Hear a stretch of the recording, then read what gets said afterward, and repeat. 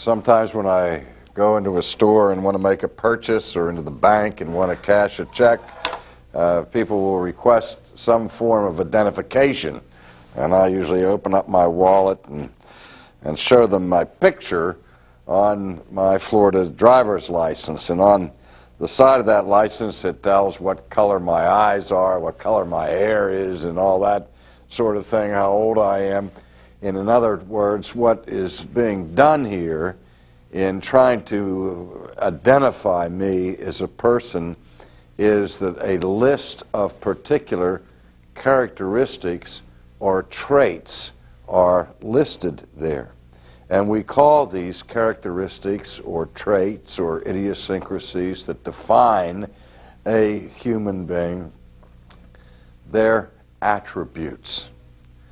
Now, when we study the doctrine of God, one of the most important things we're concerned with is an understanding of His attributes.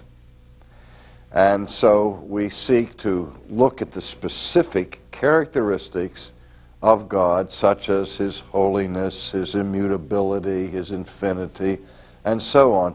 All these different things that we say about God in order to gain a coherent understanding of who He is. Now, at the beginning of such an endeavor, we recognize a couple of important things. One distinction that is made in theology with respect to the nature of God is the distinction between the communicable and the incommunicable attributes of God. Now, in Atlanta, Georgia, we have a communicable disease center where the focus of attention there is to study those diseases that are easily transmitted from one person to another that we might say are contagious.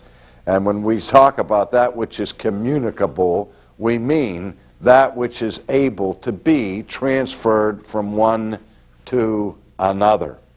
Now, in our next session, we will look at some of the communicable attributes of God. That refers to those attributes that God possesses that we, to some degree, can possess as well. But today, we're going to look at the incommunicable attributes in brief. And this term, incommunicable attributes, defines those attributes of God that cannot be transferred to a creature. I mean, even God cannot communicate these characteristics of His own being to those things that He made. In simple terms, we ask the question frequently, is it possible for God to create another God? Well, of course not, unless we change the definition of the term God.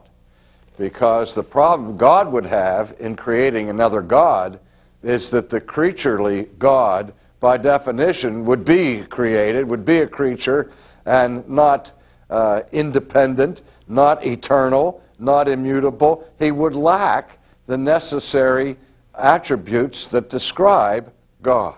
So there are certain attributes that even God couldn't transfer from Himself to a creature. Now, a second introductory idea that we have to have, besides this distinction between the incommunicable and communicable attributes of God, is the important principle of understanding that God is a simple being, not simple to understand, not simple in the sense of being simplistic or easy. But what is meant by that is that God is not made up of parts. I have distinctive body parts, toes and feet and legs and the knee bone connected to the ankle bone and all of that. And we can talk about my liver and my pancreas and kidneys and heart and lungs and so on. And I'm made up of so many parts of bone and so much flesh. All of this put together makes me a single creature, made up of distinctive parts. But God is a simple being in the sense that he is not a complex being made up of 5 pounds of immutability, 5 pounds of eternality, 5 pounds of infinity, 5 pounds of sovereignty, and so on. He's not a little bit of this and a little bit of that, all mixed together or built together like we would construct a house. But rather, we say in theology, it's not so much that God has attributes as that he is his attributes. And that he has his attributes, or he is his attributes, in an undivided, simple way. Now, again, what are the practical ramifications of that? Well, we might say that, for example, that God is holy. And we might also say that God is just. And we might also say that he is immutable. And we might also say that he is omnipotent. But here's what that means. That his omnipotence is always a holy omnipotence, an immutable omnipotence, an eternal omnipotence, and an infinite omnipotence. That is, all of the other character traits that we use to describe God also would define what we mean by his omnipotence. And by the same token, God's eternality is an omnipotent eternality. And his holiness is an all-powerful, omnipotent holiness. Do you see what I mean? That it's not like he's made up of one square of omnipotence, another square of holiness. He is altogether holy, altogether omnipotent, altogether immutable. He is his attributes. Yet, nevertheless, we make this distinction between the incommunicable and the communicable attributes.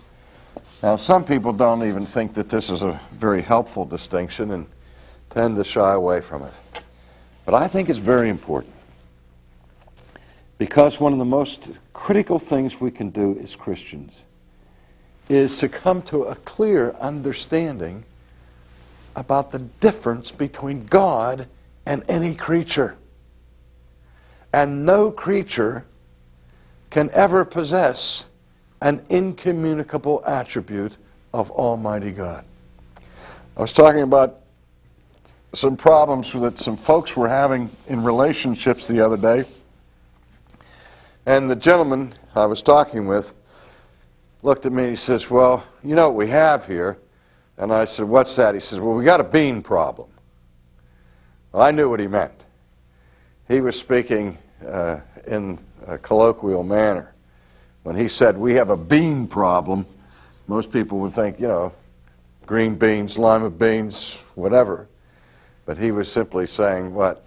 We have a human being problem. He said, well, this is problems that human beings have with each other because we're a fallen race of people. And that's what he meant by a being problem. He was making a play on the word human being. Now, when we talk about the difference between God and creatures, the most common distinction we make is that we are human beings and God is called the supreme being. This is our common way of speaking. God is the supreme being. We are human beings. Now, what we're getting at here is the idea that there must be something I have in common with everything else that exists. I am. Roger is. This piece of chalk is. God is. So that we all are, to some extent, beings. And yet, there's something special about God with respect to his being. Now, when we think of this and we look at, we see a common idea here of being and the difference in the qualifying adjectives that describe the being, you would think that the real difference between God and man would be out here.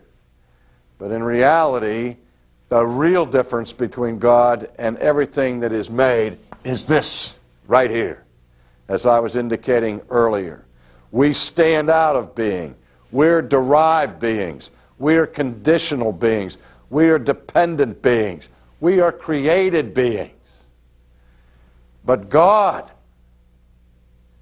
is not dependent, not created, not finite, but He has the power of being in and of Himself. He doesn't derive it from something else.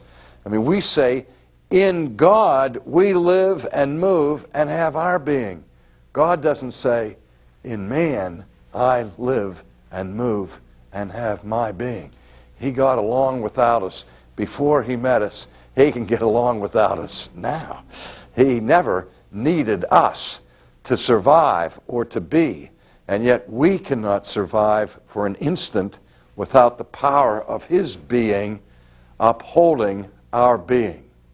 Because the idea here is that when God creates us, not only does He create us, and by virtue of His being the maker of who we are, means that we are dependent upon Him for our very existence from the beginning, but the idea biblically is that what God creates, He sustains, He preserves.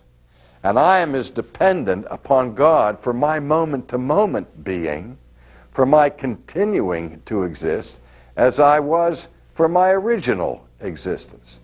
And again, this is the supreme difference between God and us, in that God has no such dependence upon anything outside of Himself.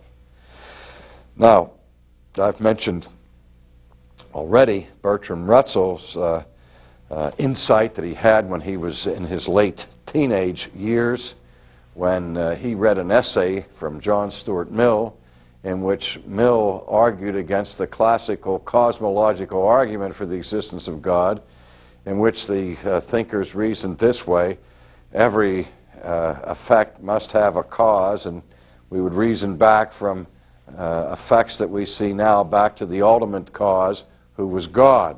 And Bertrand Russell said when he was growing up, he was very much persuaded by that rational argument until he read this essay by Mill, in which Mill said, well, if everything has to have a cause, then obviously God has to have a cause.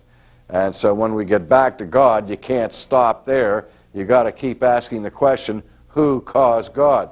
And this was an epiphany for Bertrand Russell. He uses it in his book, Why I'm Not a Christian.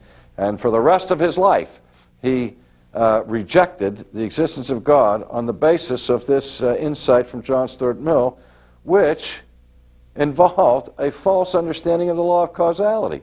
The law of cause and effect says that every effect must have a cause, not that everything that is must have a cause. The only thing that requires a cause is an effect, and it requires one by definition, because that's what an effect is, something that is caused by something else.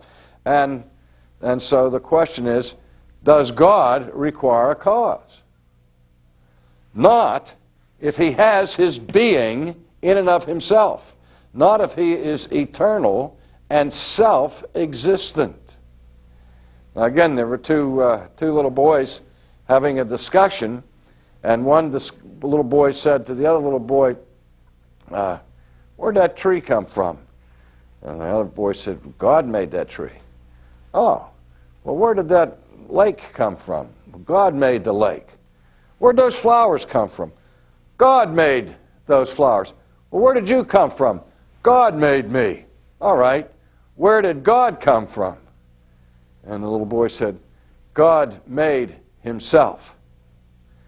And that's supposed to be profound, but it's profoundly wrong, because even God cannot make Himself. For God to make Himself, God would have to be before he was. And he can't do that. So it's not that God is self-created. That's what we don't want to say about God. Nothing can create itself. God is not self-created. God is self-existent. Now, this gets us, I think, to the most amazing and profound element or aspect or attribute of God himself. My favorite attribute in God, if I can have one, is found in the word aseity. I mean, I realize that the vast majority of people who have not studied theology at a technical level have probably never in their lives heard that word before, aseity.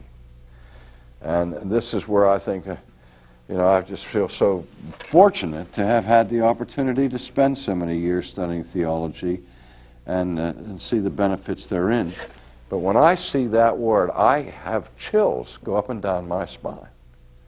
I mean, just seeing that word communicates to me something about the character of God that makes me want to fall on my face right now in a posture of awe and reverence and adoration.